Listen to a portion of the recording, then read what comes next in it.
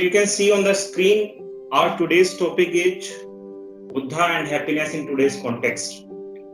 So first of all, I would hope that all of you must be doing well in your home with all your family members. In recent past, I had also gone through this corona disease, COVID disease, and I have recovered well with all my family. So I hope the same for all of you. If you would have gone through this, आप अच्छे से recover कर गए होंगे. बहुत सारे लोगों के रिलेटिव्स इस दुनिया से चले गए, कुछ एक्सटेंडेड फैमिलीज के मेंबर चले गए, उसके लिए हम लोग बहुत ही सब दुखी हैं. But the point is the show must go on. आपको पता है दुनिया ऐसी चलती रहती है और हमारा भी सभी का ये लक्ष्य है कि इस दुनिया में जब तक हम हैं इसको बेहतर से बेहतर बनाने की कोशिश करें. इसी क्रम में, इसी प्रोसेस में we have seen that school of happiness initiated by Ramanujan College has tried its best in this time of pandemic as well, and I hope, and I have also observed that there have been many meetings in which we saw people were discussing about the stress management in the time of pandemic and so on and so forth.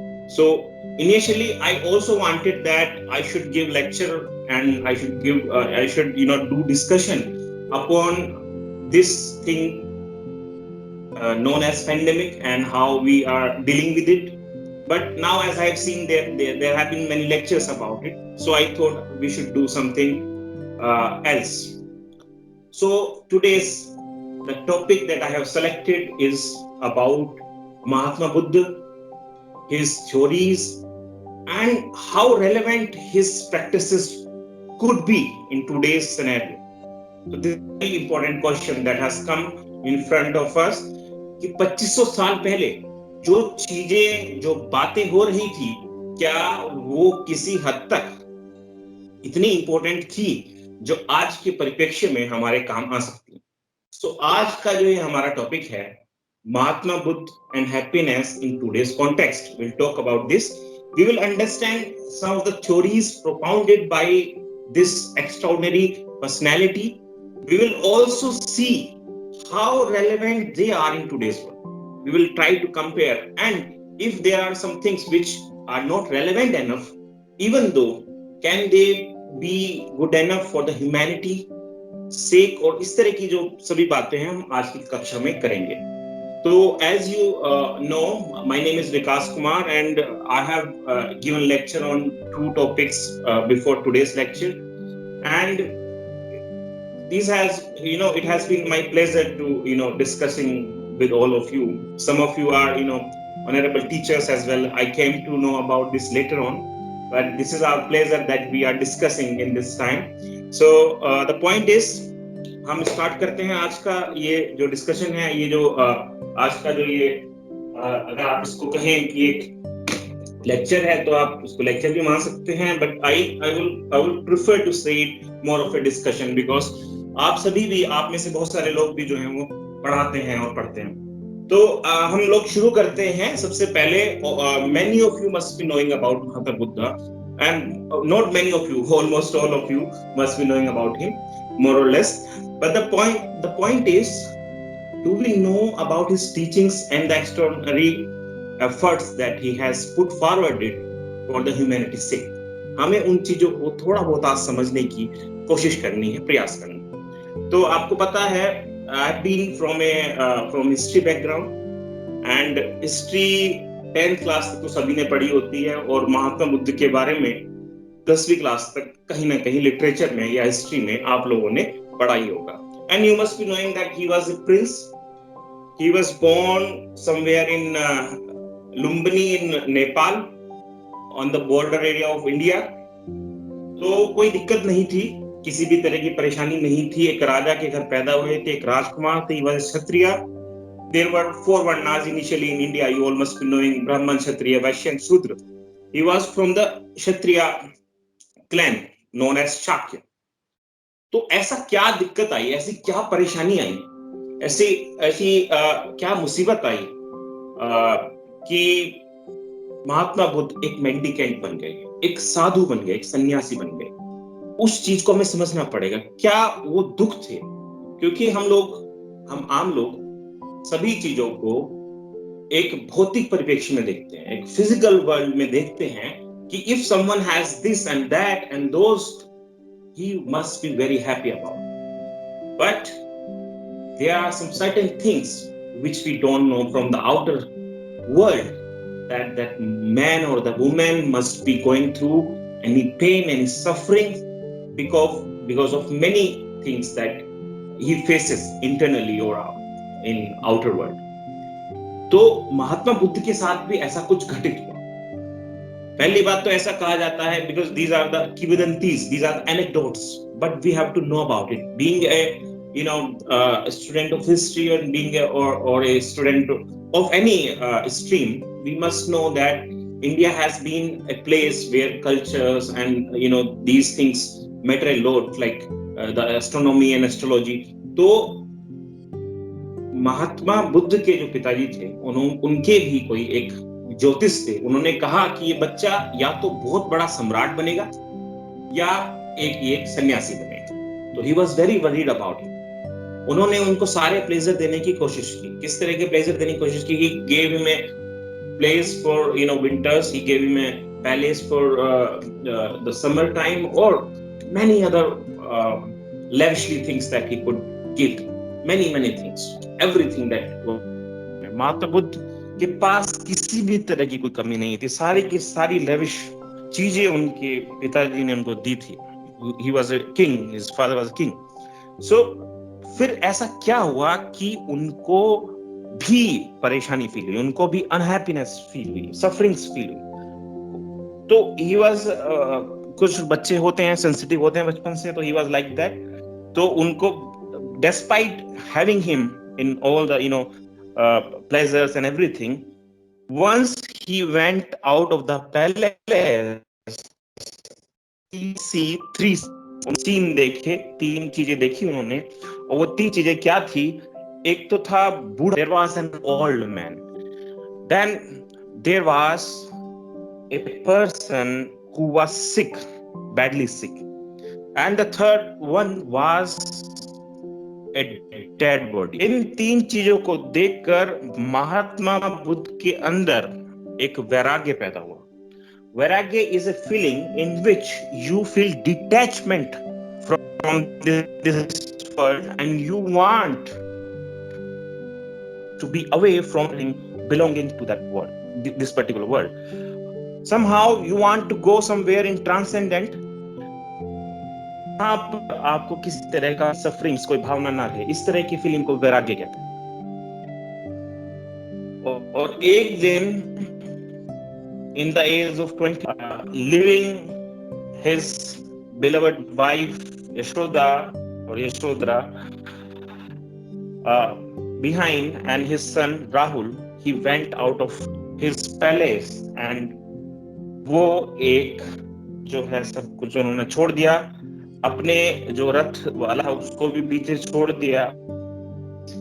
were taking place in his life. अब क्या होता है? अब असली कहानी शुरू होती है, that we have to see into कि किस प्रकार से हैप्पीनेस अनहैप्पीनेस का कॉन्सेप्ट और ये सब चीजें महात्मा बुद्ध कैसे समझते हैं और कैसे हमारे सामने लेकर आते हैं आज से लगभग 2500 साल पहले।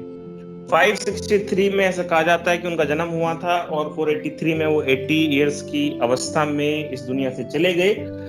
तो इसके साथ साथ उन्होंने जो चीजें की वो इस तरह से थी। सबसे पहले उनको एक साधु, एक सन्यासी मिले जिनका नाम था अलार कलाम। उनकी संगति में वो रहे और जब उनकी संगति में वो रह रहे थे तो उन्होंने कठिन तपस्या की, बहुत ही हार्ड पेनेंस प्रैक्टिसेस, ऑस्टेरिटी में वो मगन रहे। But with the time passing on he observed that nothing was happening to him.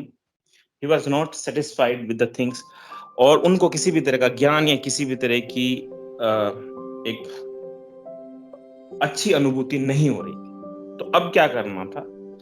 अब ये जो समस्या थी ये लंबे समय तक चलती रही। He changed many gurus, क्योंकि ऐसा कहा जाता है भारतीय परंपरा में गुरु शिष्य परंपरा होती है और ये कहा जाता है कि बिना गुरु के ज्ञान संभव नहीं है। तो जब बिना गुरु के ज्ञान संभव नहीं है, तो ही was in search of many gurus, he tried a lot, and in this process वो और भी गुरुओं से मिले, लेकिन उनको वहां भी किसी तरह की कोई किसी भी तरह की उनको कुछ भी फायदा नहीं हुआ। तो अब क्या होता है कि उन्होंने एक बार जब वो तपस्या कर रहे थे तो एक इंसिडेंट होता है। That incident is known as the veena story. एक वीणा जो होती है वो एक बजाने का यंत्र होता है, एक वाद्य यंत्र होता है। और जब इस वाद्य यंत्र को उन्होंने सुना, उसके साथ एक औरत ने कहा, एक बच्चे को, बहुत दूर से आवाज आ रही थी कि वीणा के तार को इतना मत खींचो कि टूट जाए, और इसको इतना ढीला भी मत छोड़ो कि इससे आवाज ना आए। Mahatma Buddha was very curious what this lady is saying, and he focused and concentrated the meaning of this sentence, and he came to know that this is a very important aspect, and he propounded a new theory within him, that was the middle path. Mahatma Buddha ने एक नया विचार अपने उनके मन में आया, एक जहन में आया कि ये तो बहुत अच्छी बात बताई इन्होंने कि हमें ना तो इतना ज्यादा तपस्या करनी है कि हमारा शरीर नष्ट हो जाए। क्योंकि आपको पता है, जब आप बहुत कठिन तपस्या करते हैं, आप भूखे रहते हैं महीनों तक, कई दिनों तक, तो आपके शरीर से कपड़े फट जाते हैं, जैसे महावीर स्वामी के साथ आपने सुना होगा, और आपको कीड़ा आपके शरीर पर चलने लगते हैं, आप भूख से मर भी सकते हैं, कुछ भी हो सकता है। तो ही थॉट दैट हमें इतना ज्यादा तपस्या नहीं करनी है कि हम भूखे मर जाएं, और इतना आराम से नहीं रहना है कि हमें किसी भी तरह की शांति ना मिले। Are you trying to get my point? The point is, उन्होंने दिमाग में ये आ गया था इस समय तक कि उनको अब इस तरह का तपस्या करनी है जिसमें उन्हें जो बहुत कठिन तपस्या भी नहीं हो और बहुत ही सामान्य रूप से भी सब चीजें नहीं हो। तो ये उनका एक चीज थी जो उन्होंने करनी शुरू की। तो इस चीज से उनको जो फायदा हुआ, ये हुआ कि कुछ समय बाद उनको ज्ञान की प्राप्ति हुई। उनको लगा कि ये एक तरह का ज्ञान है, और ज्ञान से मतलब ये था कि उनको कि यहां से महात्मा बुद्ध ने सीखा मिडिल पाथ, जिसको हम कहते हैं इतिहास में, पाली भाषा में, क्योंकि उस समय ज्यादा लिखा जाता था, is known as the madhyam marg pratipada, and it is important for us even today. And I will try to connect it, this theory of madhyam marg प्रतिपदा, विद टुडे सिनेरियो। जब हम कभी कभी किसी एक्सट्रीमिज्म में जाते हैं, that becomes a hurdle for our life. And यदि हम अपने जीवन को बहुत ढीला छोड़ देते हैं, in the sense we don't care of anything, it becomes also hazardous, and it becomes also very it does not give us good results. तो ये मध्यम मार्ग प्रतिपदा आज की कॉन्सेप्ट में भी हमारे लिए बहुत ही ज्यादा इंपॉर्टेंट है। The one thing that we can learn from Mahatma Buddha is मध्यम मार्ग प्रतिपदा। इसके बाद जब महात्मा बुद्ध की टीचिंग्स की तरफ हम ध्यान देते हैं और हम देखते हैं कि हाउ ही हैज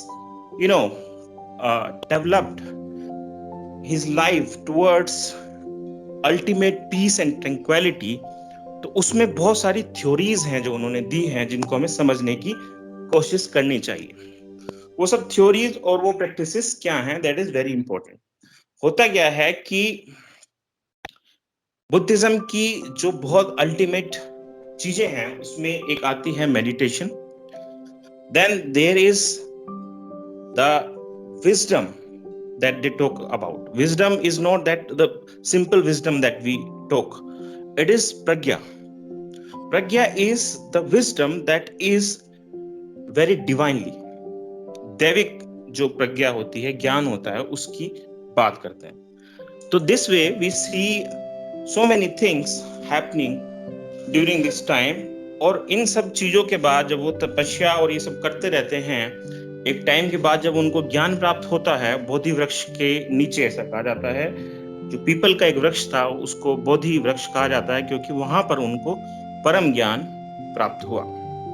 तो ये जो परम ज्ञान उन्हें प्राप्त होता है, इस परिप्रेक्ष्य में हम ये देखते हैं कि वो कुछ सिद्धांत देते हैं, जिसमें एक सिद्धांत है जो 4 तरह की आर्य सत्यों की बात करता है, 4 noble truth. We have to see that what are these 4 noble truths. ये जो 4 नोबल ट्रुथ्स हैं, ये आज के कॉन्टेक्स्ट में भी बहुत इंपॉर्टेंट है। तो इन 4 नोबल ट्रुथ्स में सबसे पहले जो हम चीज देखते हैं वो ये है कि जो दुख है वो जीवन को ही उन्होंने दुख कहा है। यानी उन्होंने कहा है कि जीवन में आने का मतलब ये है कि you will always be indulged और engaged with the sufferings. No matter what you do, there will be sufferings in life.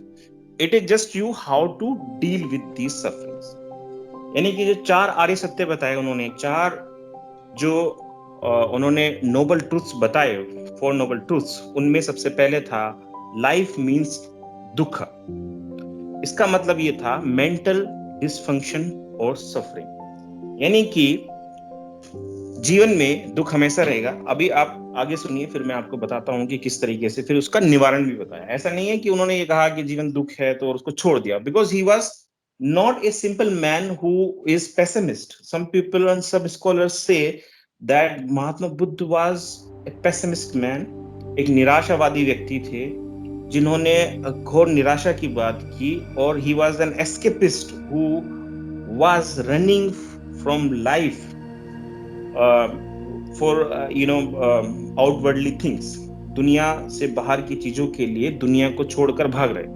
कुछ लोगों ने इस तरह से उनकी व्याख्या की, बट ऐसा नहीं है। He was towards a big goal that we see in his theories propounded by him. Life का सबसे पहले उन्होंने जो 4 नोबल ट्रूथ्स की बात की उन्होंने, और उसमें जो बात बताई दुख की बात बताई। दूसरा उन्होंने बताया कि दुख का कारण क्या। The second important thing that he told was what is the reason of dukha. The most important reason of dukha is craving. Craving is trishna. Craving is the desire to find or to get anything. तो ये जो बात उन्होंने बताई कि दुख है जीवन, और दूसरी जो बात उन्होंने बताई कि दुख का जो कारण है वो तृष्णा है। ठीक है। तीसरी बात जो उन्होंने बताई कि दुख can be eliminated, this suffering can be eliminated. ये दुख को निवारण किया जा सकता है, इस दुख को खत्म किया जा सकता है। The third thing that he told within these 4 noble truths, in 4 आर्य सत्यों के अंदर जो उन्होंने तीसरी बात बताई वो थी कि दुख को खत्म किया जा सकता है। The fourth thing that he told was the way to end all these dukha is the eightfold path. उन्होंने बताया कि इन दुखों को खत्म करने का एक जो तरीका है वो है अष्टांगिक मार्ग। 8 चीजों से मिलकर बना एक ऐसा रास्ता जिस पर चलकर आप दुखों को खत्म कर सकते हैं। तो it's very important that you see almost 2500 years ago people were talking about dukh and sukh, or the happiness what we are talking about even today. And not even today we have found the proper way to get happiness, or even we could not understand what is happiness. So you see कि इतने साल पहले भी ये लोग मानसिक रूप से इतना सोच पा रहे थे या सोच रहे थे कि मनोवैज्ञानिक चीजों में और दर्शन में इतना डूब गए थे कि इतनी गहरी बातें उस समय भी हो रही थी। तो you have to see that the Indian history and Indian culture is filled with so many arguments which are even today talked about. तो ये जो 4 आर्य सत्य हैं, ये मैंने आपको बताए। अब इस 4 आर्य सत्यों से जो नई चीज निकल कर आई वो क्या थी? वो ये थी कि अष्टांगिक मार्ग के द्वारा दुखों का निवारण किया जा सकता है। So before we understand these Ashtangic mark or these eightfold theories or eightfold path, we have to understand one more thing, that Buddha believed that dukh ultimately arose from ignorance and false knowledge. Buddha का ये मानना था कि दुख का कारण जो है वो तृष्णा तो है ही, दुख का जो कारण है अल्टीमेटली वो अज्ञानता है और गलत जानकारी है, गलत नॉलेज। तो अल्टीमेटली बुद्ध ने अपना जो पूरा जीवन लगा दिया, और बुद्ध की जो फिलॉसफी है जो कहती है वो ये कहती है कि आप अज्ञानता से दूर रहो और झूठे ज्ञान से दूर रहो। तो ये बहुत इंपॉर्टेंट चीज है that we have to understand. अब यही बातें हम लोग भी करते हैं, आज भी करते हैं, कि आप इग्नोरेंस को त्याग दो, फॉल्स नॉलेज को त्याग दो, और ये सारी चीजें करते हैं। But we have to also understand what is the ignorance and what is the false knowledge. फिर उसका भी जवाब ये है कि हम लोग रोज रोज आप समझते हैं और बताते हैं कि जो इन हार्मोनियस स्टेट ऑफ माइंड्स होते हैं, इन harmonious state of mind is क्या होते हैं वो, जैसे तृष्णा यानी कि किसी चीज की प्यास, ईर्ष्या, लालच, किसी को बुरा भला कहना या सोचना, and so on and so forth, we know about it. So ये सारी चीजों को वो कहीं ना कहीं अज्ञानता की श्रेणी में रख रहे थे या गलत या झूठे ज्ञान की तरफ के लिए मान रहे थे। So now we go to the eightfold path, the core of which involves control of the mind. अष्टांगिक मार्ग का जो मुख्य लक्ष्य है वो है मस्तिष्क को कंट्रोल करना। यानी कि अगर आपने, क्योंकि मैं आपको अगर एक बात बताऊं और उदाहरण दूं, इवन टुडे बुद्धिस्ट प्रैक्टिसेस हैं, आप देखते होंगे कि जो मॉन्क्स हैं उनका सारा का सारा ध्यान रहता है दिमाग को कंट्रोल करने में। और दिमाग को कंट्रोल वो इस हद तक कर लेते हैं कि वो हिमालय की पहाड़ियों में रहते हुए भी उनको जरा भी ठंड नहीं लगती नंगे बदन। और ये तो फिर एक छोटा सा एग्जाम्पल हुआ। ऐसा देखा गया है कई सारे वैज्ञानिक अनुसंधानों के द्वारा, रिसर्च के द्वारा, कि वो अपनी हैप्पीनेस और दुख पर भी पूरी तरीके से कंट्रोल करना जानते हैं। कई सारी जो मशीनें होती हैं उनसे ये जाना गया कि उनके दिमाग में शून्य चल रहा था, कुछ भी नहीं चल रहा था, तो इतना कंट्रोल करना वो जानते हैं। तो यू हैव टू सी कि ये जो अष्टांगिक मार्ग है, इनकी प्रैक्टिसेस के द्वारा हम ये देखते हैं कि बुद्धिस्ट लोगों ने या बुद्धिस्ट फिलॉसफी के द्वारा लोगों ने अपने मस्तिष्क पर कंट्रोल किया और हैप्पीनेस और दुख की अवस्थाओं पर भी कंट्रोल किया और अपने आप को शून्य में ले गए, यानी कि जहां पर उनको कुछ भी फील नहीं हो रहा। तो आई एम नॉट सेइंग कि सबको बुद्धिस्ट होना चाहिए या ऐसा कुछ। हम लोग तो बुद्धिज्म को एक थ्योरी, एक प्रैक्टिस के रूप में समझ रहे हैं, ना कि एक रिलीजन के तौर पर। और हम ये देखने का प्रयास कर रहे हैं कि क्या बुद्धिज्म में कुछ ऐसे तौर तरीके वास्तव में थे जो आज से 2500 साल पहले खोज लिए गए थे और मनुष्य को एक असीम आनंद या असीम खुशी की तरफ ले जाते थे। तो हाँ, वास्तव में जो आज भी प्रचलित प्रैक्टिसेस हैं, बहुत सारी प्रैक्टिसेस इन्हीं बुद्धिस्ट प्रैक्टिसेस से मिलती जुलती हैं। जैसे कि मेडिटेशन आप जानते हैं, जैसे कि योग ध्यान आप जानते हैं, बहुत सारी चीजें हैं। तो अभी हम लोग बात कर रहे हैं अष्टांगिक मार्ग।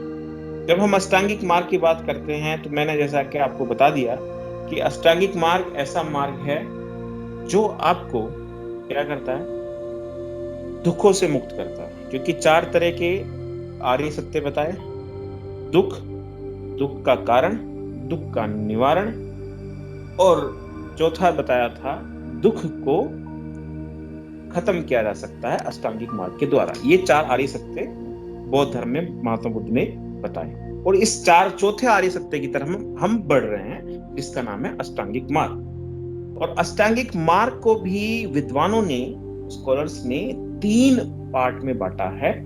और मैं आपको ये बताता चलूं कि ये जो तीनों पार्ट हैं, मुख्य रूप से तीनों के तीनों ही माइंड से रिलेटेड है, यानी कि मस्तिष्क की क्रियाओं से रिलेटेड हैं। जिसमें पहला भाग आता है बुद्धि, यानी कि विवेक, यानी कि विजडम, जिसमें हम लोग अंडरस्टैंड करते हैं, कुछ देखते हैं, समझते हैं, और एक चीज हम करते हैं, एक इंटेंशन रखते हैं, यानी कि हम सोचते हैं कि हमें ऐसा करना है। तो all these 3 things are propelled through wisdom.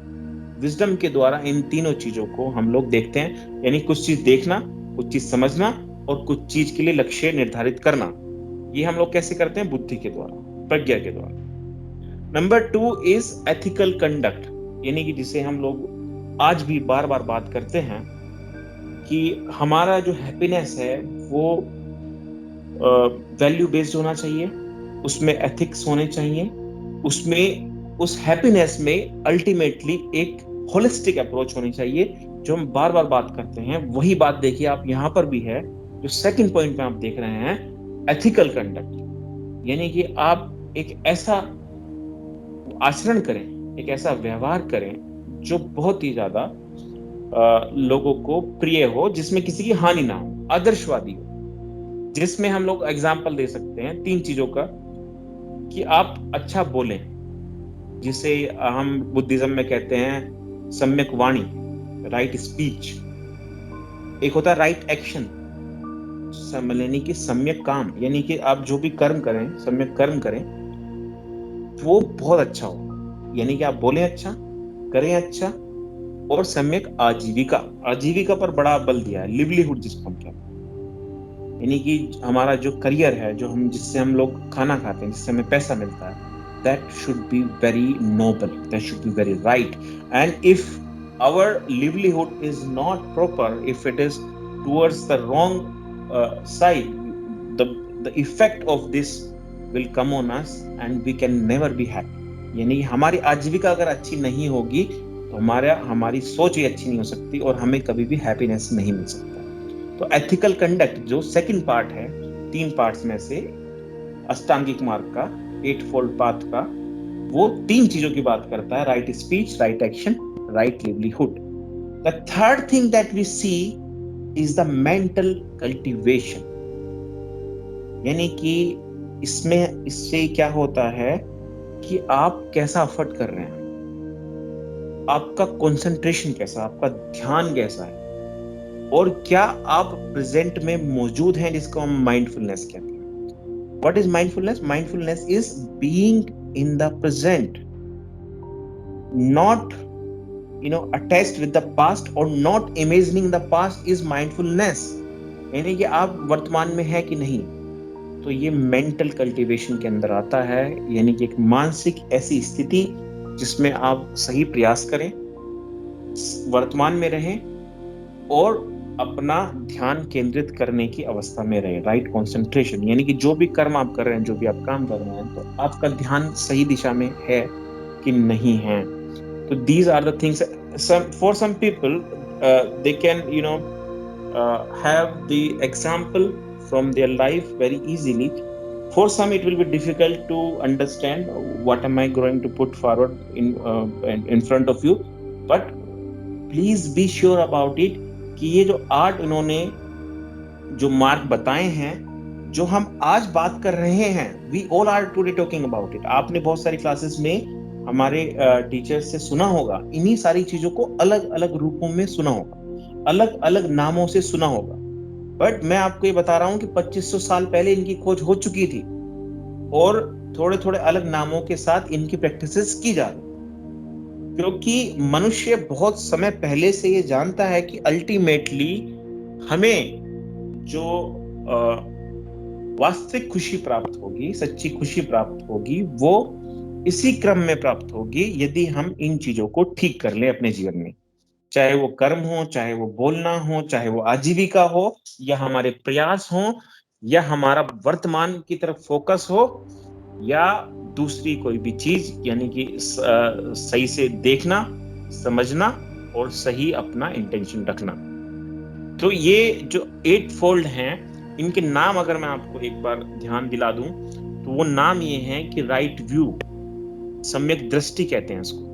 और पाली भाषा में चूंकि ये लिखे गए थे ज्ञान, मैं आपको बताऊं, बुद्धिज्म जो था वो उसका प्रचार प्रसार पाली भाषा में हुआ, क्योंकि महात्मा बुद्ध ये चाहते थे कि आम जनमानस की भाषा में मैं अपना प्रचार प्रसार करूं। Sanskrit was the language of elite that time. Prakrit and Pali was the language of these people who were laymen or ordinary people. Mahatma Buddha intentionally chose Pali language. So he said this thing, Samyak Datti. दृष्टि को दिट्टी कहा जाता था, ठीक है। Right intention, मैंने आपको बताया, जो इंटेंशन अप्रोच, जो ये सेकंड चीज है इसकी, जिसमें आपके थॉट और विजडम आती है। Third thing is right speech, जिसे हमने बताया कि सम्यक वाणी। Fourth thing is right action, यानी कि सम्यक कर्म, अच्छा कर्म। Fifth thing is right livelihood, यानी कि आपकी आजीविका अच्छी हो, बेहतर हो, और सद यानी कि अच्छी चीजें हो उसमें, सत्कर्म। राइट एफर्ट, अच्छा प्रयास हो, प्रयत्न हो। राइट माइंडफुलनेस, यानी कि आप वर्तमान में ठीक तरीके से फोकस करें। और राइट कंसंट्रेशन, यानी कि अपनी जो ज्ञान है या चीजें हैं उन सब पर आप अच्छे से प्रयास करें। तो ये सारी चीजें हैं जो कि आप अलग रूपों में आज भी समझते हैं। इनको बात करने का लक्ष्य क्या है, मैं आपको अगर 2 लाइनों में बताऊं, इनको बात करने का लक्ष्य ये है, आपको ये नहीं जाना है कि आप बुद्धिज्म की प्रैक्टिस करने लगो आज और सोचो कि we will be all happy and all. The point is we are trying to understand and connect what मतलब is Buddha relevant in today's world. अच्छा सर, जो ये लास्ट yes, सर एक क्वेश्चन था छोटा सा। हाँ जी, सर ये हाँ जी। लास्ट इनका जो मार्ग आता है, जो जिसे सम्यक समाधि कहते हैं, तो उसे अगर आज की अगर हम मतलब उसमें अगर कंपैरिजन करें तो समाधि की स्थिति आज हम मेडिटेशन से कंपैरिजन कर सकते हैं? Of course ma'am, you are very right. Actually क्या है कि जब हम बुद्धिज्म एज ए रिलीजन बात करते हैं, एज ए रिलीजन, तो वो क्या कह रहे हैं कि आप 8 मार्गों पर जब आप चलते हो तो अंत में तो आप मृत्यु की तरफ सभी जाते हैं, ठीक है। तो इनका जो मानना था कि मृत्यु तो निश्चित है और वो सबको आनी है, तो आप लास्ट में बिल्कुल वैराग्य की स्थिति में चले जाएं। समाधि से मतलब यही है, और आप बिल्कुल एक ऐसी स्थिति में चले जाएं जहां पर आपको दुनियादारी से या किसी भी चीज से कोई मतलब नहीं है। बट हम चूंकि हम बात कर रहे हैं एक टेक्निकल उस वे में कि is this in this modern era, in this capitalist age, how authentic and how relevant these things are। तो उनमें से एग्जैक्टली तो सारी चीजें नहीं होंगी, ये तो आप भी समझ रही होंगी, क्योंकि हर समाज की, हर समय की स्थितियां, परिस्थितियां। Example, the Quran was written 1400 years ago, and many theologians even today do not want to change in it, do not to have any change in it। तो उससे क्या आ रही है, थोड़ी प्रॉब्लम लोगों को फॉलो करने में आती है, ये आप समझ रही हैं। इसी तरीके से हिंदुइज्म में बहुत सारी चीजें हैं जो कि समय के साथ चेंज होती रही, और बहुत सारी चीजें आज भी चेंज नहीं हुई। But we see Buddhism as a religion, तो उसमें भी बहुत सारी चीजें हैं ऐसी जो कि एज ए रिलीजन हम फॉलो नहीं कर सकते, बट एज ए प्रैक्टिशनर हम लोग बहुत सारी चीजें फॉलो कर सकते हैं। So you are very right about it. जी sir, thank you.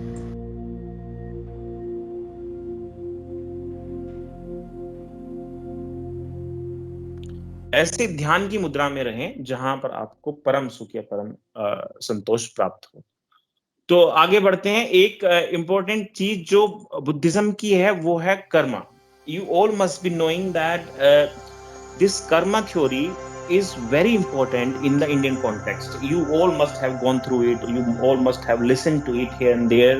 You must have observed that even the English people or the people from Western world talk about it today.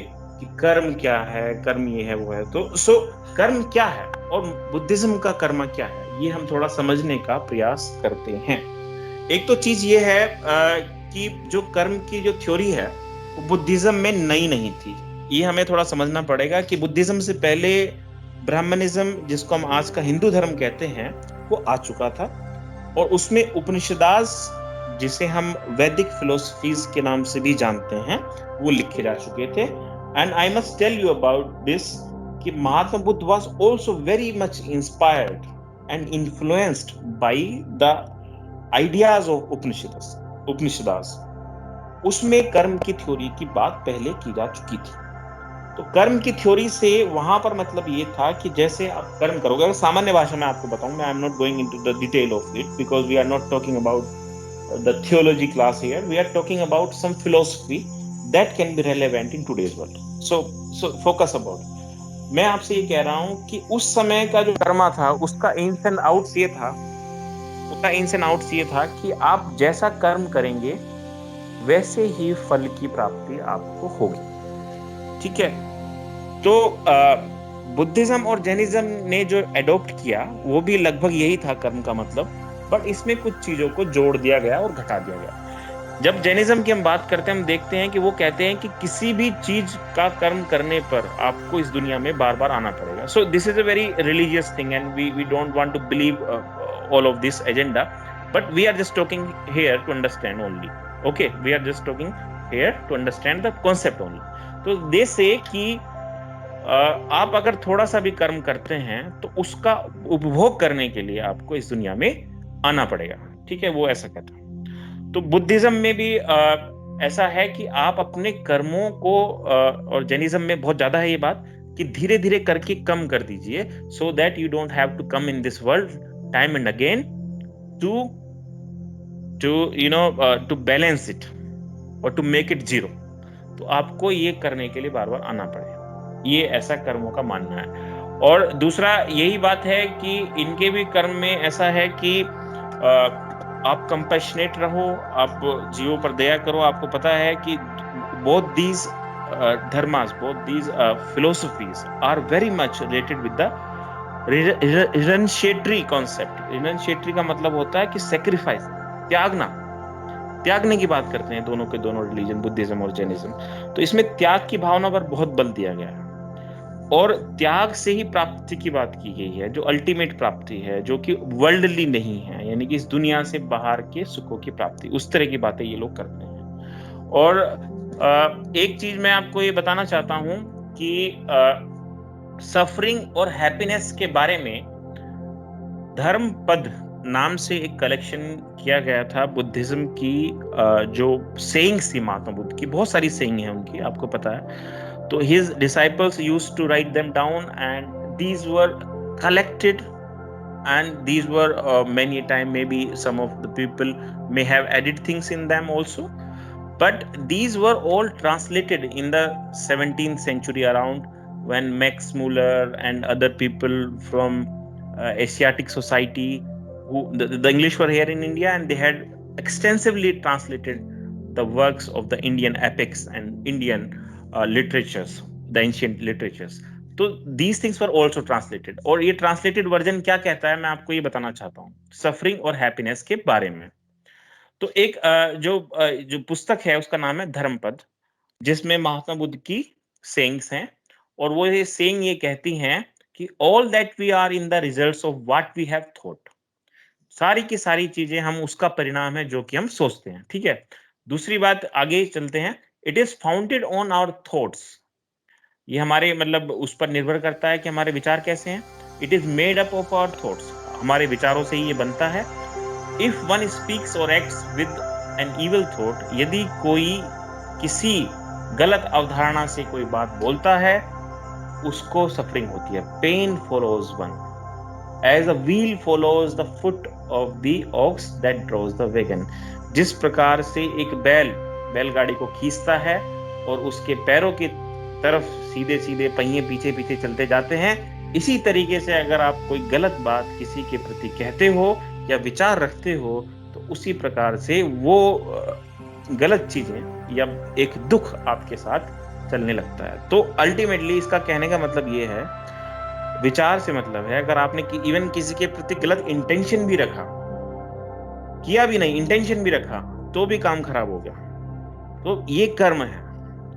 और कर्म का मतलब केवल ये नहीं था कि आपने किसी की चोरी कर लिया या किसी को आपने चोट पहुंचा दी। अगर आपने किसी को चोट पहुंचाने का सोचा भी या किसी का नुकसान करने का सोचा भी, so this will also be added in karma and it will ultimately destroys the peace within you. So the point is, कर्म जो है वो केवल करके नहीं होता, सोच के भी होता है। एक और सेइंग है जो इसी के जैसी है, जिसकी पहली 3 लाइनें तो सेम है, यानी कि जो भी आप विचार करते हैं और जो भी आप सोचते हैं और जो भी आपका बनता है वो आपके विचारों से होता है। ये इसकी पहली 3 लाइनें। उसके बाद क्या कहते हैं, इफ वन स्पीक्स और acts with a pure thought, यदि कोई व्यक्ति एक अच्छे विचार के साथ, एक शुद्ध विचार के साथ एक्ट करता है, हैप्पीनेस फॉलोज वन, उसको जो है खुशी उसके पीछे आती है, like a shadow that never leaves, एक परछाई की तरह जो उसे कभी नहीं छोड़ती। तो आप दोनों उसका अंतर समझो।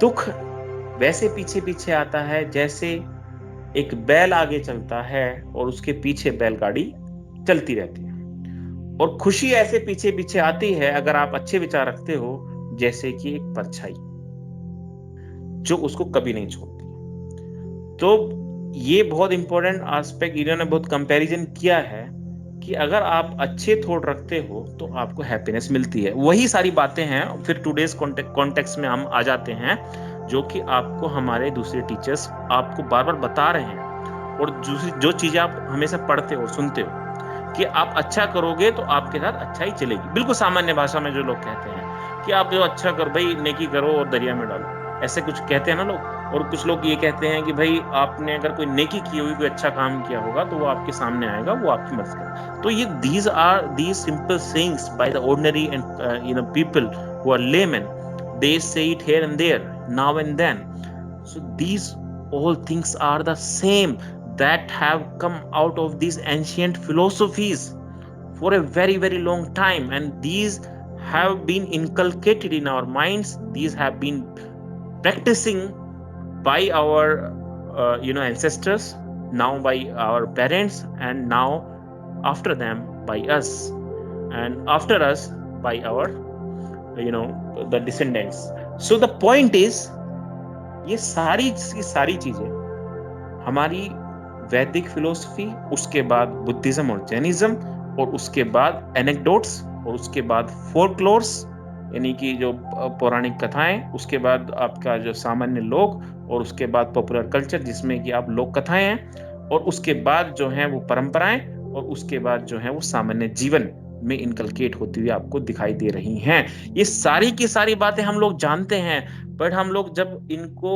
एक धर्म ग्रंथ में पढ़ते हैं या हम किसी प्रसिद्ध व्यक्ति के द्वारा सुनते हैं, तो हम सोचते हैं कि हाँ ये सही कह रहा है, जबकि ये सब चीजें हमें पहले से पता है।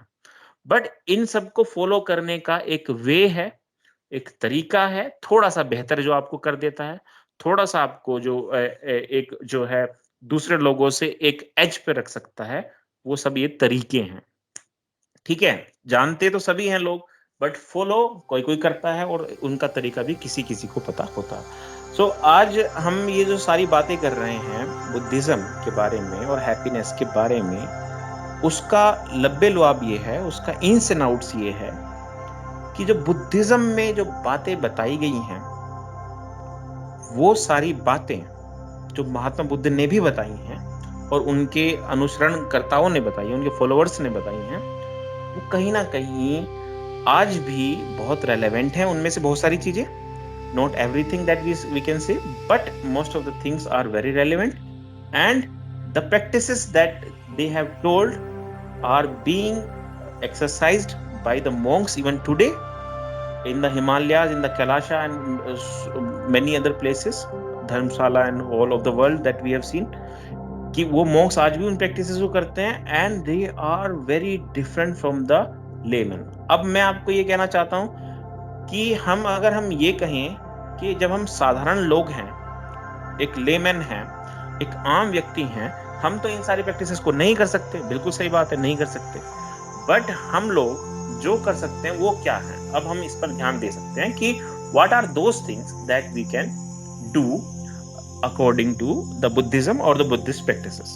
तो वो कौन सी चीजें हैं जो एक आम व्यक्ति कर सकता है और इस आम जीवन में रहते हुए कर सकता है? ये बड़ा ही इंपॉर्टेंट सवाल है और इसको हमें समझने की थोड़ी सी कोशिश करनी चाहिए। तो बुद्धिज्म की एक बहुत ही इंपॉर्टेंट जो बात है वो है मेडिटेशन, यानी कि अपने आप को ध्यान द्वारा दुनिया से थोड़ा सा डिटैच करना। डिटैच का मतलब ये नहीं है यहाँ पर कि आप पूरी तरीके से बिल्कुल दुनिया से अलग हो जाओ, मुझे कोई मतलब नहीं है, मैं एक सन्यासी हूँ, ऐसा नहीं है। डिटैच का मतलब ये है, please listen to this very carefully, because अब मैं आपको ये बताना चाहता हूँ कि आम आदमी क्या कर सकता है। वो ये कर सकता है कि वो डिटैच रहे भावनाओं में, वो डिटैच रहे अपनी फीलिंग्स में। कैसे? वो अपने प्रेजेंट को फॉलो करे बाय माइंडफुलनेस, यानी कि try to be in the present, not in the past और नॉट इमेजिन द फ्यूचर। ये आप एक आम आदमी बहुत आराम से कर सकता है थोड़ी प्रैक्टिस के द्वारा। ये जो मैं आपसे अब उस पर बात कर रहा हूं कि एक आम व्यक्ति क्या कर सकता है, तो एक आम व्यक्ति ये कर सकता है कि वो वर्तमान में रहने की कोशिश करे ज्यादा से ज्यादा, क्योंकि हमारा जो पास्ट होता है वो अगर हमसे लिंगर ऑन रहता है हमेशा, तो हम उसमें खोए रहते हैं। नंबर एक तो हम अपनी कैपेबिलिटीज को वो कर देते हैं हैरेस। नंबर दो, हम क्या करते हैं, परेशान रहते हैं, दुख में रहते हैं, क्योंकि जो घटनाएं हो चुकी हैं वो कई बार अच्छी नहीं थी हमारे लिए।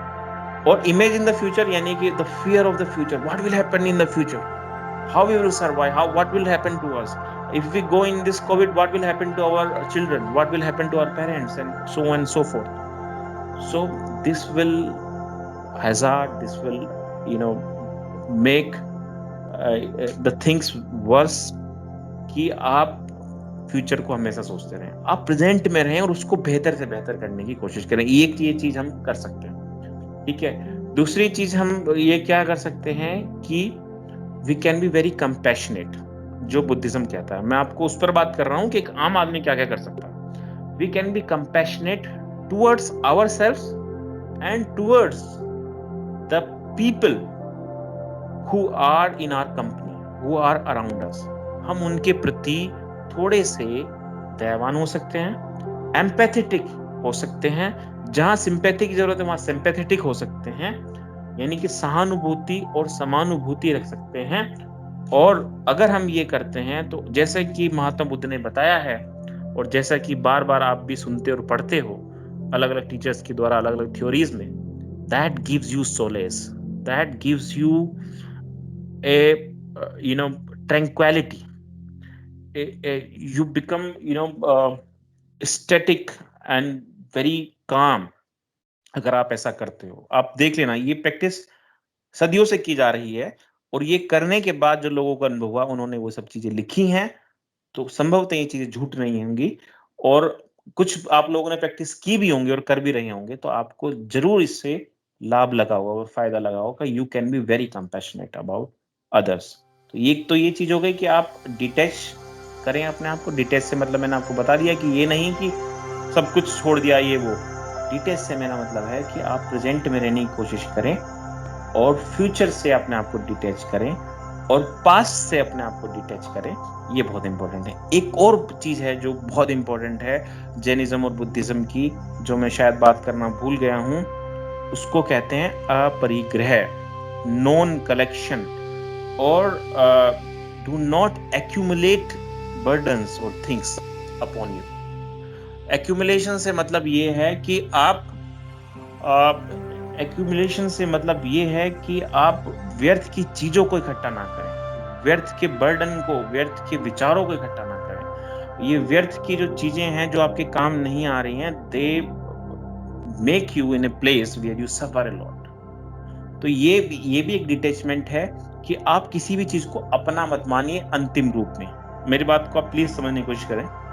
डिटैच से मतलब यहाँ पर ये भी है कि आप अगर कहीं के ऑफिसर हैं तो आप तमाम जिंदगी रहेंगे, हमेशा रहेंगे, ऐसा नहीं है। तो you have to have this thing in this mind कि एक दिन ये सारी चीजें छोड़नी है और ये देने की भावना से आप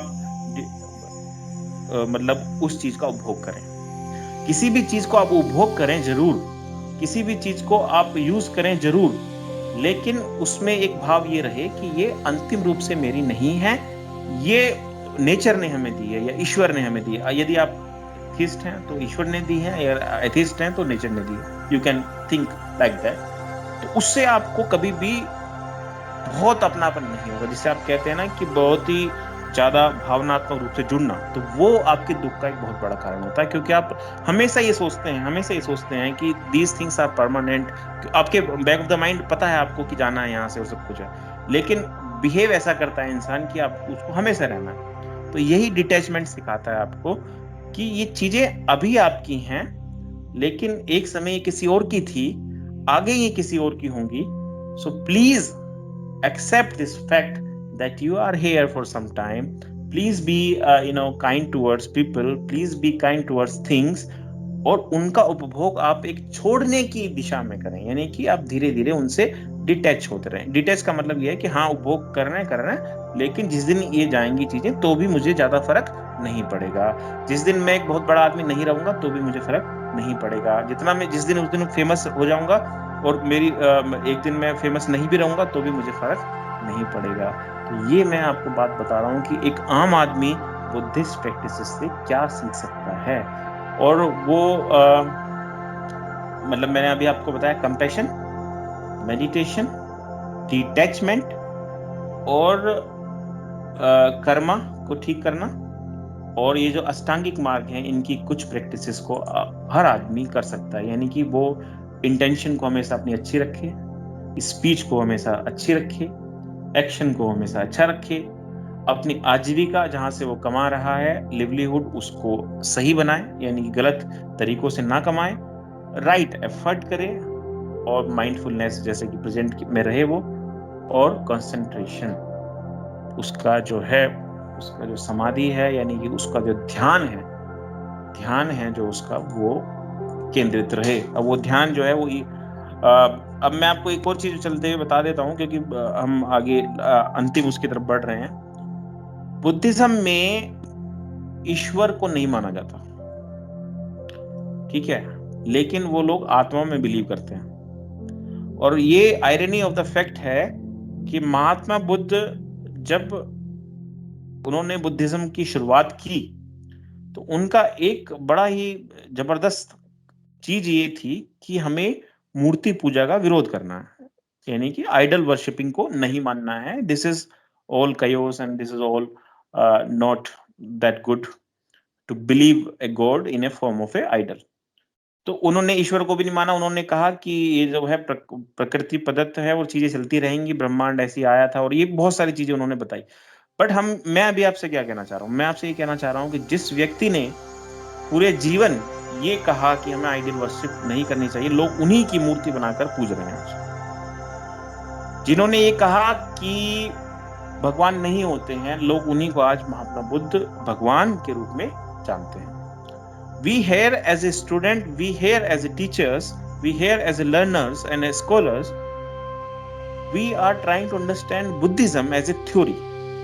We are trying to understand Buddhism as a concept which, relaxes people, which shows you way to find, a better life, not as a dharma. हम लोग बुद्धिज्म को यहाँ पर एक धर्म के रूप में समझने की कोशिश नहीं कर रहे हैं, बल्कि एक लाइफ स्टाइल के रूप में समझने की हमने यहाँ पर कोशिश की है। और मुझे ये लगता है, क्योंकि महात्मा बुद्ध ने ही कहा था कि ईश्वर नहीं है और ये सब कहा था, तो उनका भी कॉन्सेप्ट यही रहा होगा उस समय कि हमें एक नई व्यवस्था को शुरू करना है जिसमें लोग इस तरीके से काम करें। लेकिन with the time passing on, people converted it as a religion and things changed with the time passing on. तो वो एक अलग मुद्दा है, हम उस पर बात नहीं कर रहे हैं। We are talking about this concept, we are talking about this idea कि how happiness can be attained, can be achieved via or through the ideas being propagated in the Buddhism. तो मैं यहाँ पर अपनी बातों को समाप्त करता हूँ, अपनी बातों को खत्म करता हूँ। मैं सिर्फ आज की क्लास का लक्ष्य आप समझ गए होंगे कि महात्मा बुद्ध और बुद्धिज्म के रास्तों के द्वारा आज की हैप्पीनेस के जो कॉन्सेप्ट थे, क्या वो कहीं पर रेलेवेंट हैं, क्या उनको कहीं समझा जा सकता है, क्या हम उन्हीं चीजों का रिपीटेशन तो नहीं कर रहे हैं कहीं अलग रूपों में? बिल्कुल हाँ कर रहे हैं। बहुत सारी चीजें रिपीट हो रही हैं, बहुत सारी चीजें नई जोड़ दी गई हैं, लेकिन हाँ, हमारे जो शुरुआती पायनियर्स में हैं वो महात्मा बुद्ध का नाम जरूर आएगा, जिन्होंने इस तरह की बात को सबसे पहले उठाने वाले लोगों में से थे, जिन्होंने सफरिंग्स और हैप्पीनेस की बात की, उस आइडिया की बात की जिसके पीछे आज हम सभी लोग विचारशील हैं। ठीक है, तो मैं अपनी बात को यहाँ खत्म करता हूँ। आपको आज की क्लास के बारे में, आज की कक्षा के बारे में यदि कुछ पूछना है तो आप पूछ सकते हैं, बट कोशिश कीजिएगा कि क्लास से संबंधित ही पूछें। जी, कुछ कहना चाहते हैं आप लोग?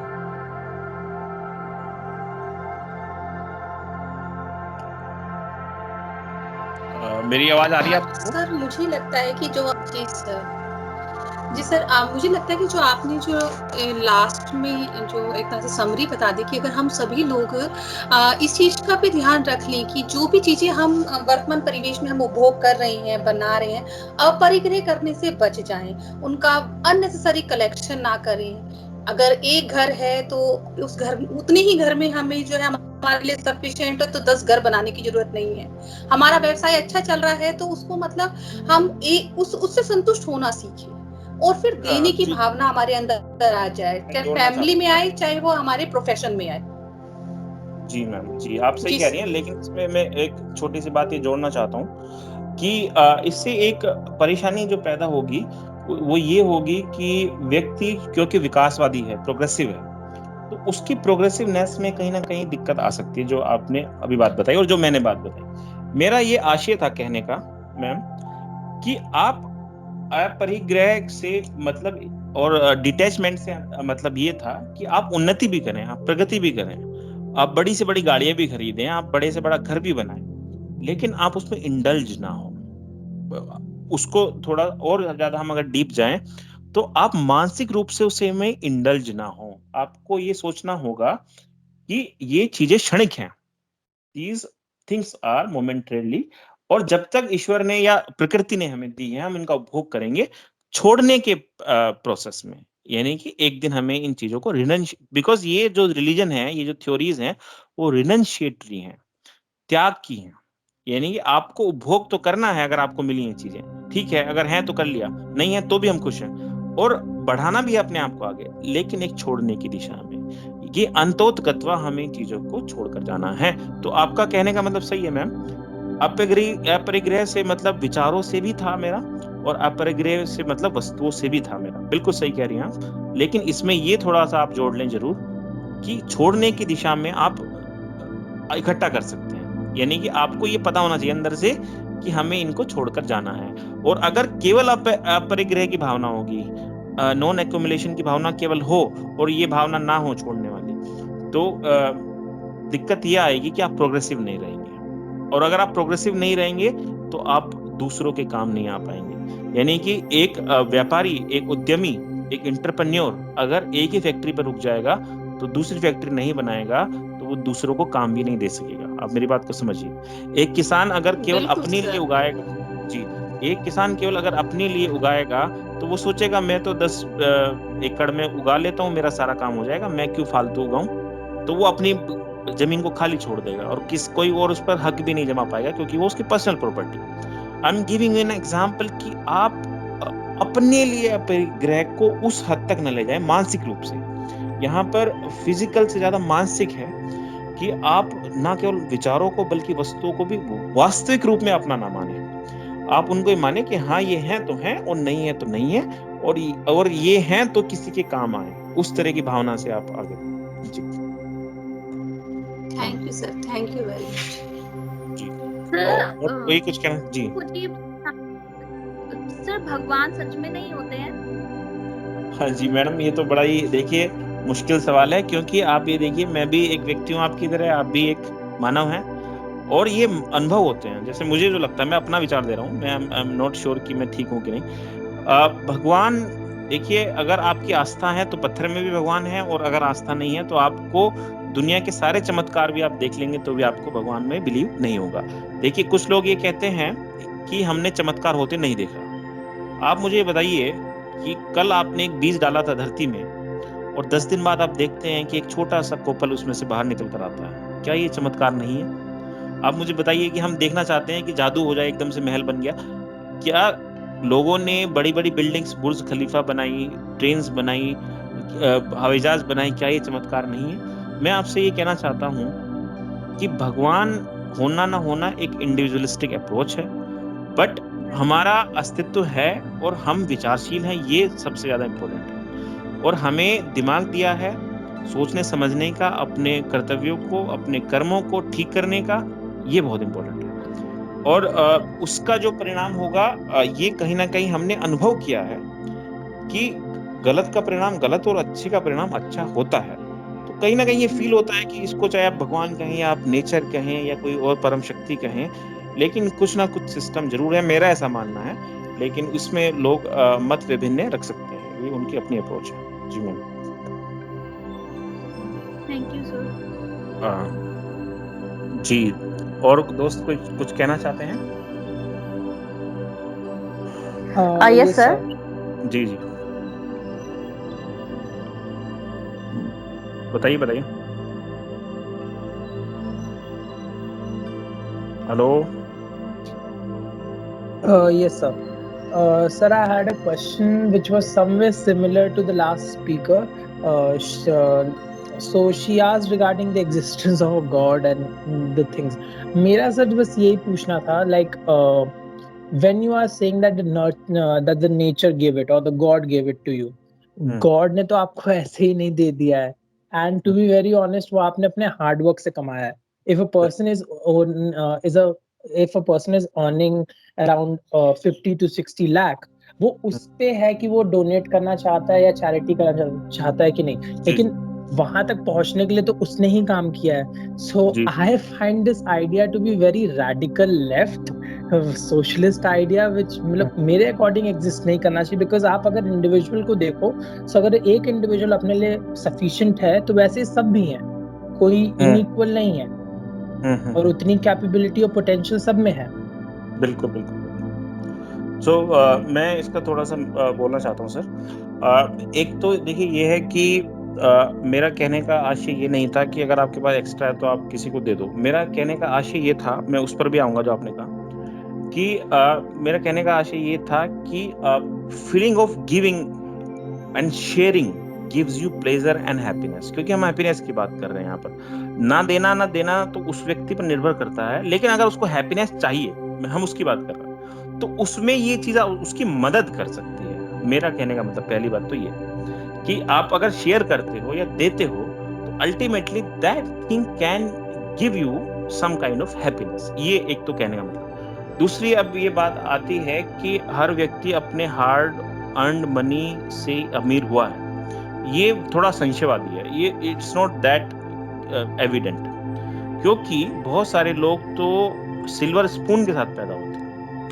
आप ये देखिए, फॉर एग्जांपल अगर हम छोटा सा एग्जांपल अगर बॉलीवुड का ही लें, क्योंकि पिछले कुछ सालों से बॉलीवुड में भी नेपोटिज्म की बात चल रही है, तो कुछ लोगों को तो बाहर से जो आए हैं बहुत ज्यादा संघर्ष करना पड़ेगा. कुछ लोग जो उन्हीं खानदानों में पैदा हुए हैं उनको रिलेटिवली कम संघर्ष करना, उनको भी करना पड़ेगा लेकिन रिलेटिवली बहुत कम करना पड़ेगा.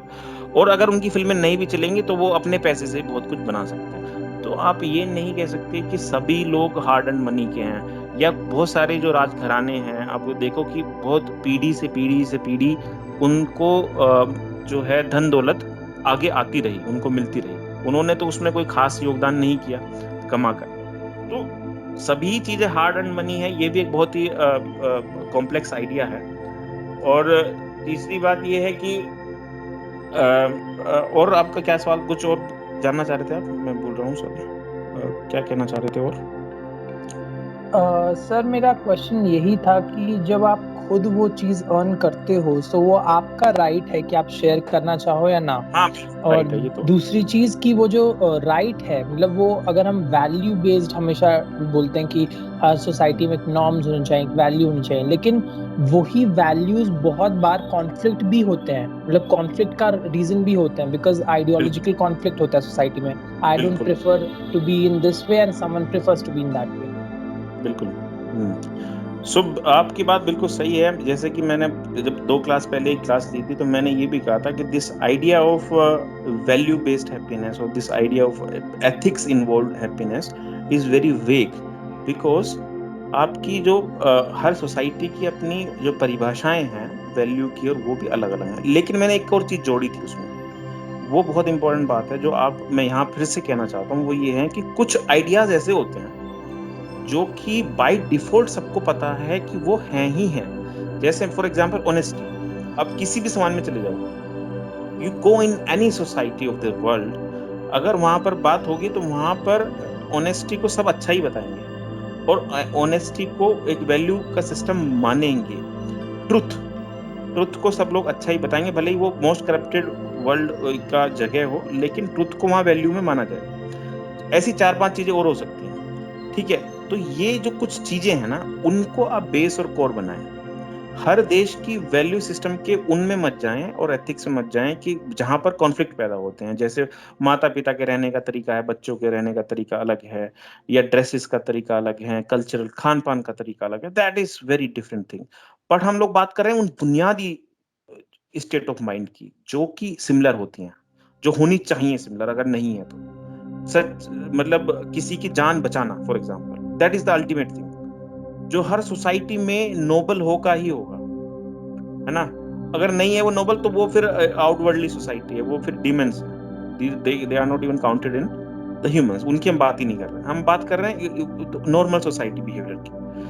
तो इस तरीके से आपकी बात बिल्कुल सही है कि पैसे अगर आपने कमाए हैं या धन कमाया है या इज्जत कमाई है, वो उसको शेयर करना वो आपका अधिकार है। लेकिन यहाँ पर मैं सिर्फ इतना कहना चाह रहा था कि अगर आप उनको बांटने की कोशिश करते, ये नहीं कि आप फ्री में बांट रहे हो या रैंडमली किसी को भी पैसा दे रहे हो, उसको वो डिजर्व करता हो, वो काम करता हो व्यक्ति, आप उसकी मदद कर रहे हो किसी रूप में। ये थोड़ा सा आप इसको यहाँ जोड़ सकते हो कि फॉर एग्जाम्पल कोई बच्चा है हार्ड वर्किंग है, और I am a teacher for example, and you see that he is from a humble background, उसको फीस नहीं दे पा रहा, और आपके पास पैसे हैं और आप उसके टीचर हो, आप उसको जानते हो, तो आप उसकी मदद एक तरीके से कर सकते हो, because he deserved, he worked hard. और उसको सच ये एक एग्जांपल है, और भी बहुत तरह के एग्जांपल हो सकते हैं। आप देखते हो किसी मजदूर को कि बहुत काम करता है, लेकिन उसके घर में कोई बीमार है, लेकिन उसके पास पैसे नहीं है, तो आप उसकी मदद कर सकते हो। मेरा एग्जाम्पल या कहने का मतलब ये है कि it is up to you, but it gives you ultimate pleasure. Just try to feel that thing, क्योंकि ये लोगों ने भी कहा है और हमने फील भी किया, और ना केवल ये थ्योरी में बल्कि प्रैक्टिस में भी, और ये सिद्ध हुआ है। और इससे लोगों का मेंटल बैलेंस बहुत हद तक ठीक हुआ कि उनको ये फील होता है कि हमने किसी की मदद की, तो उनके जहन में, उनके दिमाग में हैप्पी हार्मोन्स क्रिएट होते हैं, जिनको बेटर फील कराते हैं, और जब बेटर फीलिंग होती है वो उनको और बेटर की तरफ ले जाती है हैप्पीनेस।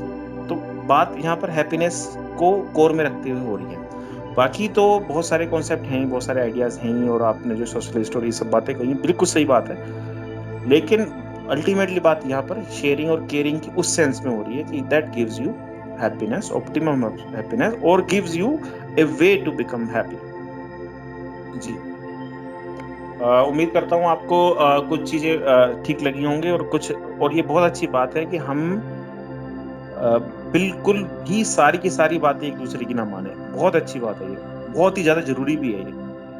लेकिन जो चीजें उनमें से ठीक लगे उन पर विचार जरूर करें, और जो चीजें ठीक ना लगे उनको कैसे बेहतर किया जा सकता है, उसका क्या आर्गुमेंट हो सकता है, वो भी जरूर सोचें। ताकि, क्योंकि अल्टीमेटली हम सबका डिस्कशन का लक्ष्य यही है, ये जो कोर्स शुरू हुआ है या फिर ये जो बातें दुनिया में शुरू हुई हैं हैप्पीनेस को लेकर, कुछ उसका इन्स एंड आउट्स निकले, और कुछ ऐसे रास्ते निकले सच में, और निकल रहे होंगे, जो वास्तव में लोगों को एक हैप्पीनेस की तरफ उन्मुक्त कर सके।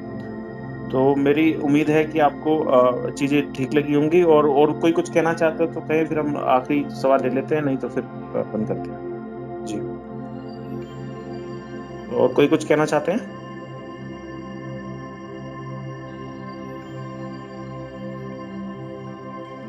जी ठीक है, मुझे नहीं लगता अभी कोई कुछ कहेंगे। Thank you very much, and it was a very very wonderful session. I think मुझे बड़ा अच्छा लगा, आप लोगों ने मेरी बातों को सुना, उन पर ध्यान दिया, और आगे हम लोग मिलेंगे जल्दी। और पिछले कुछ महीनों से कुछ पारिवारिक गतिविधियों में बिजी था मैं, और खुद भी बीमार हो गया था कोरोना से, तो अभी ठीक हूँ बिल्कुल। तो उम्मीद करता हूँ कि आप भी बिल्कुल अच्छे से रहिए, और परिवार वालों का बहुत ध्यान रखिए, और इन सब चीज़ों पर बात होती रही हमारी और बहुत आइडियाज़ आते रहेंगे। तो जल्दी मिलते हैं और इन सब चीज़ों के साथ अलविदा कहते हैं हम लोग। ठीक है, bye bye. Thank you, sir. Thank you Thank so you, much. thank you all Thank you, of sir. being here in this class. Thank you, Okay, sir. bye bye. Take care. Bye, sir.